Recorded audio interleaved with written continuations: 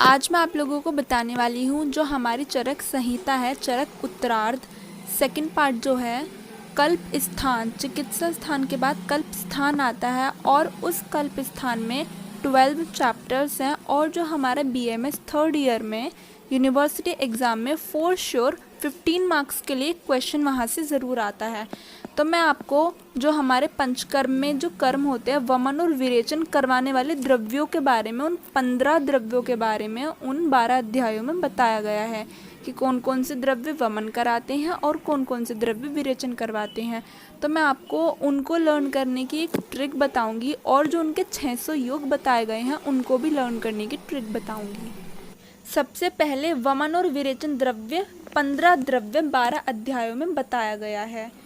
वमन के लिए षड वामक द्रव्यों बताए गए हैं और विरेचक के लिए नव विरेच्य द्रव्य बताए गए हैं, यानी कि 6 द्रव्य होते हैं वमन के लिए और 9 द्रव्य होते हैं विरेचन के लिए। तो वमन द्रव्यों को ऐसे याद करेंगे कि जब सुदामा कान्हा जी के पास आए थे तो जिस व्यक्ति ने बताया था कि सुदामा जी आए हैं तो कान्हा जी उस व्यक्ति को क्या कहते हैं कि मदन जी इधर आओ, वैसे करेंगे धन्यवाद तुम्हारा। ये याद रखना है वमन द्रव्य के लिए, मदन जी इधर आओ, वैसे करेंगे धन्यवाद तुम्हारा। मदन से मदन फल, जी से जिमू तक, ई से इच्छवाकु, धर से धामार्गव, वैसे से वत्सक और करेंगे धन्यवाद कृतवेदन। तो ये हमारे षड वामक यानी कि 6 वमन द्रव्य हो गए हैं। अब देखते हैं विरेचन द्रव्यों को याद करने के निमोनिक।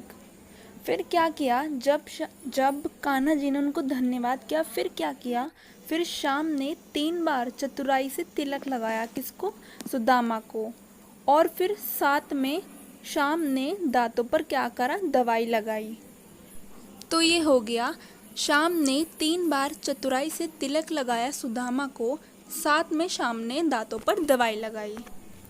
विरेचन द्रव्यों के लिए भी 6 चैप्टर्स ही हैं, लेकिन विरेचन द्रव्य 9 बताए गए हैं, जिसमें श्यामा और त्रिवित एक अध्याय में हैं, दोनों एक साथ। सप्तला और शंखनी 2 ड्रग्स एक अध्याय में हैं और दंती और द्रवंती ये 2 एक साथ बताए गए हैं। इस प्रकार से 6 अध्याय हैं।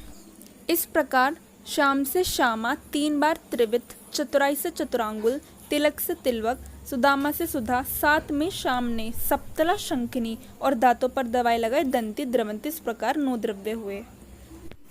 और इन वमन और विरेचक द्रव्यों को किस किस प्रकार से हम योग बनाकर पेशेंट को दे सकते हैं, इस प्रकार टोटल 600 योग बताए गए हैं वमन और विरेचन के लिए, जिसमें 355 योग वमन के लिए बताए गए हैं और 245 योग विरेचन के लिए बताए गए हैं। टोटल हुए 600 यानी 600। अब ये 600 योग भी बहुत ही ईजिली लर्न हो जाते हैं। तो सबसे पहले अगर पीजी के लिए भी क्वेश्चन आएगा तो सबसे पहले ये ध्यान कर लेते हैं, इसको लर्न करने के लिए कोई ट्रिक की ज़रूरत नहीं है कि सबसे ज़्यादा योग किसके हैं और सबसे कम योग किसके हैं। तो सबसे ज़्यादा योग जो है 133 वो हैं मदन फल के, और सबसे कम जो योग है चतुरांगुल के वो हैं 12। अब 2 द्रव्यों को याद हो गए कि सबसे ज़्यादा मदन फल के 133 और सबसे कम चतुरांगुल के हैं 12। अब 3 द्रव्यों के सेम योग बताए गए हैं 39, वो है जिमूतक, सप्तला और शंखनिका। और 2 द्रव्यों के सेम है 60, वो है धामार्गव और कृतवेदन के। तो इन 3 द्रव्यों को एक साथ याद कर लेते हैं जिनके सेम है, और 2 द्रव्यों को एक साथ लर्न कर लेते हैं। तो 3 द्रव्यों के ऐसे लर्न करने हैं जैसे हम किसी को बताते हैं कि जी, सप्तला और शंखनी तीनों ने मिलकर नवनीत बनाया। तो जी से जिमूतक, सप्तला और शंखनी और तीनों, 3 से 3 और 9 से 9, तो यानी कि जिमूतक, सप्तला और शंखनी के 39 योग हो गए हैं। अब देखते हैं 60, वो किस किस के हैं, धामार्गव के और कृतवेदन। तो इसको ऐसे याद करेंगे, धमाका किया छोरी ने, जैसे ऐसे बोलते हैं ना, धमाका किया छोरी ने। तो धमाका से धामार्गव और किया से कृतवेदन, और छोरी से कैसे याद रखेंगे, छो। तो 6 से ऐसे 6 याद करेंगे और ऊपर ये जो मात्रा लगी है उससे 0, तो ये हो गए 60। अब यहाँ तक 7 द्रव्य हो गए हैं, तो इनके हम इजीली लर्न कर सकते हैं। अब देखते हैं शाम और त्रिवित के कैसे याद करने हैं। तो शाम 3 बार एक एक करके एप्पल लाए, तो शाम से श्यामा 3 बार यानी कि त्रिवित एक एप्पल, तो 1 और एप्पल कैसी शेप होती है, गोल। तो ये हो गए 110। तो श्यामा और त्रिवित दोनों के हैं 110 योग। उसके बाद जब शाम 3 बार एक एक करके एप्पल ले आए, उसके बाद ऐसे याद रखना है कि फिर कान्हा जी को बोला कि आप इच्छा से, जो लोग भी सीखना चाहते हैं, इच्छा से 4-5 को लेकर आओ और उनको एक अष्ट विद्या सिखाओ। तो इच्छा से यानी कि इक्ष्वाकु, 4-5 को यानी कि 45, यानी इक्ष्वाकु के 45 योग हुए। एक अष्ट विद्या सिखाओ यानी कि 1 से 1 और अष्ट यानी कि अष्ट का मतलब होता है 8, तो 18 योग हो गए वत्सक के। तो इस प्रकार इक्ष्वाकु के 45 और वत्सक के 18 योग पूरे हुए। अब देखते हैं, अब जब कान्हा जी को बोला कि आप एक अष्ट विद्या सिखाओ, उसके बाद कान्हा जी ने क्या बोला कि सबसे पहले क्या लगेगा, तिलक लगेगा।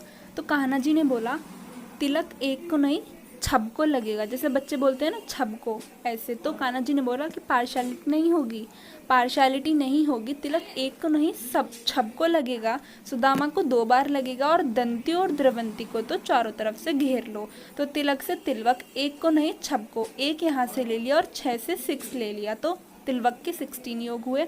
सुदामा को 2 बार, तो सुदामा से सुधा ले लिया और 2 बार 2 यहाँ पे लिखा हुआ और उसके बाद बार में जैसे 0 लगता है ना, यहाँ से कोरिलेट करके 20 योग हुए सुधा के।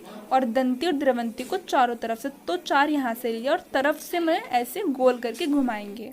इस प्रकार से वमन और विरेचन के 600 योग बहुत ही इजी तरीके से याद हो जाएंगे।